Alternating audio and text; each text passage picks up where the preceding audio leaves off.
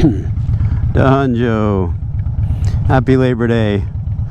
How you doing, everybody? All right, this is day 2 after replacing both motor mounts. So, you know, the long ordeal, blah blah blah. Short version, front one in easy, rear one pain in the butt from finding the bolts to putting them in. So we got 3 out of 4 in the back. So we're riding on 7 out of 8 motor mount bolts right now, and so I'm just kind of testing it out and seeing how it's feeling, and seeing how this guy is feeling. What's up, buddy? What's up, pal? Yikes. Middle of the day raccoon, not usually a good sign. I think when I see a raccoon in the road, I think of Fast Action Jax out of Panama City Beach, Florida, and the story he told. He's had a couple Dyna killers, you know, Sportster that he's like, you know, he's really jacked up a 1200 and made real machines out of them. And the first one, I think it was, that he was blasting through the Florida night and he hit a raccoon and totaled the bike and almost totaled himself. Anytime I see a raccoon in the road, I think of Fast Action Jax. He had a great YouTube channel back in the day. Now I think he's just Fast Jax, and I'm not sure that he does much content anymore. Anyway, yeah, so we're testing out the motor mounts here, and my friend Mike from Sawdust Workshop, he did the installation, and I stood around like a bozo and pretended I had a part in all of it. And that's pretty much how I work at most jobs, unless it's poetry or something that I know what I'm doing. But anyhow, yeah, so we got some interesting vibrations happening, and I have to say a couple things. Now, the motor had been, the rear motor mount had actually sheared off. The motor mount was still attached to the motor, but the frame to mount bolts sheared off, and so the motor was resting on the frame in the rear, probably for some time. So as you know, the Bug Smasher is a Dyna, and Dynas ain't exactly known for their velvety smoothness, and that's part of the appeal.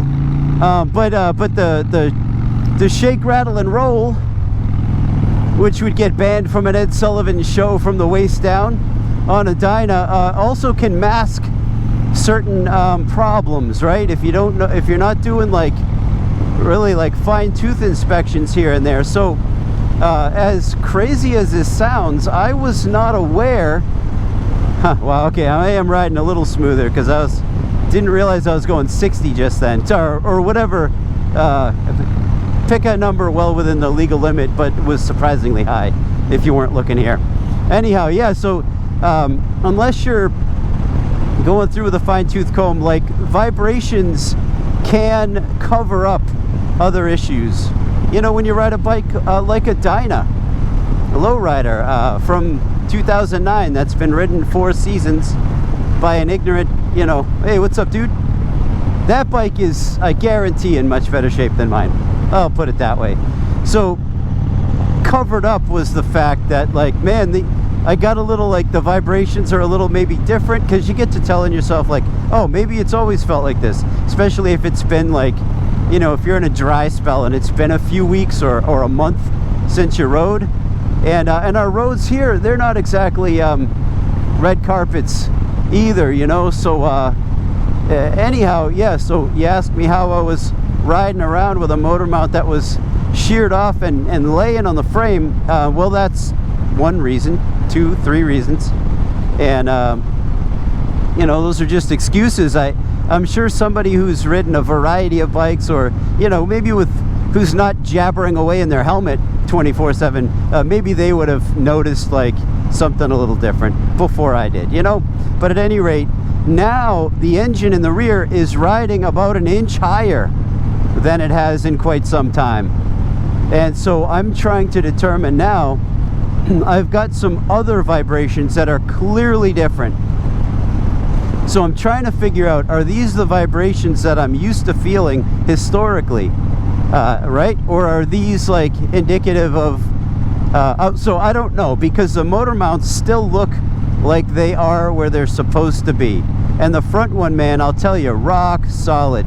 That thing went in, the old one came out, the new one went in exactly as it's supposed to do, you know, that's the joy of a front motor mount replacement, you know? You can do it yourself, unless you're me, in which case you can stand like a bozo while your friend does it himself. And maybe take a picture or two. But the rear one, you know, so now I've got some issues. So like when I am under power and I'm kind of like going over some bumpy roads, not like potholes or something, but like, you know, reasonable bumps, at the trough of the suspension compression, I feel vibration being transferred to the frame. Ooh, which way do I want to go? I'll just go this way, who cares?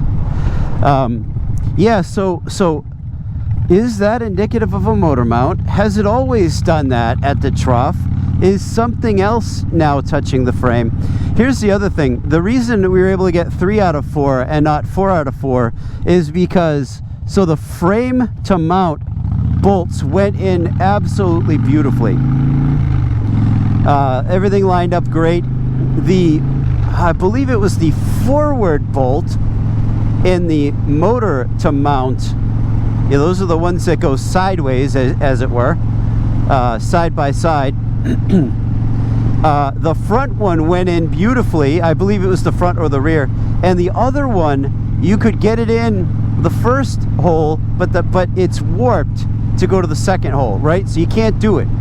And so, you know, I've asked a, you know, a mechanic friend who's worked on many a Dyna, and he basically said, yeah, like pry bar, jack, you know, do what you need to do to get them lined up, and then thread that bolt in and forget about it.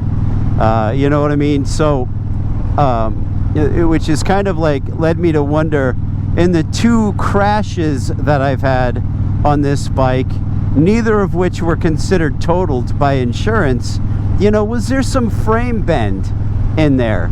You know, makes a fellow wonder. And you know, ought this bike have been totaled during one of those crashes? Because you know, the first crash, that's why my I can't really look down here, but my footrest here, it kind of comes off at a funny angle because it was bent as I went careening through a concrete divider. And you know, that old story about somebody being on the wrong side of the road forcing me and blah blah blah, and that was pretty terrible. And you probably have heard that story before. So that one, there was some definite, you know, I had to get a new tank, and because I had you know, the other one, although it looked fine, it just didn't hold gasoline, and you needed to hold gasoline, otherwise it's not much of a tank. You know, and then there was the crash number 2, which was the nurse in the Honda Pilot that rear-ended me at a red light and blew the bike out from under me, and that really stunk as well. You know, I caught the rear directional. You can't see it, which, you know, that's the bullet-shaped one. I caught that in the back of the knee as the bike came out from under me. And so, you know, did something get bent there? Because you know, we looked at the motor mount is true. It is true. There's nothing wrong with the motor mount. And so it's it's where you're mounting it that I believe is not true anymore. And although the story is true. So anyhow, that's an update. That's an update on the Bug Smasher. So, I mean, I got to tell you, like, sitting on it, like, the engine feels pretty good. When you rip into the throttle, it just feels nice, you know. And but like I said, you come off the throttle and you get some, I can feel it through my feet, and so something in the carriage here is just not doing what I'd like it to do, perhaps. So anyhow,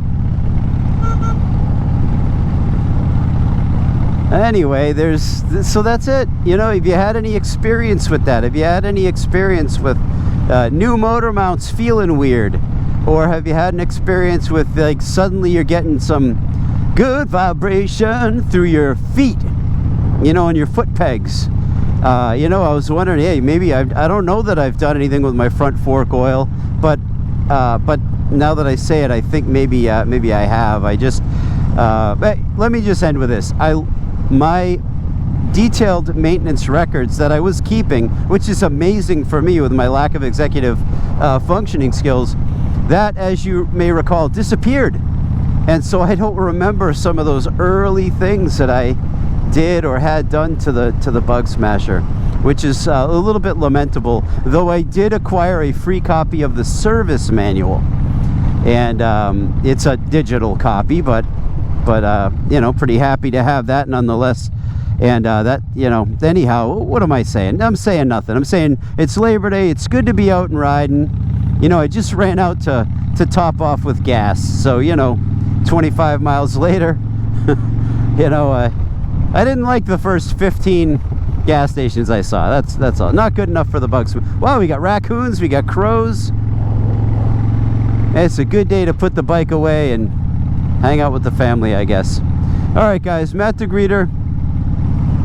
Let's navigate this light, and then I'll let you go. Yeah, I don't edit, so I have to like come to a point and push the button. So those of you new to the channel probably are figuring out pretty quick that I don't edit, and that's why I don't know. That's why fill in the blank. Anyway, all right, guys. Matt DeGreeter. Care about you. 2009 Dyna Lowrider. Sawdust Workshop. I'll try to leave a link to his site. There's a couple people with that same name, but there's only one Mike.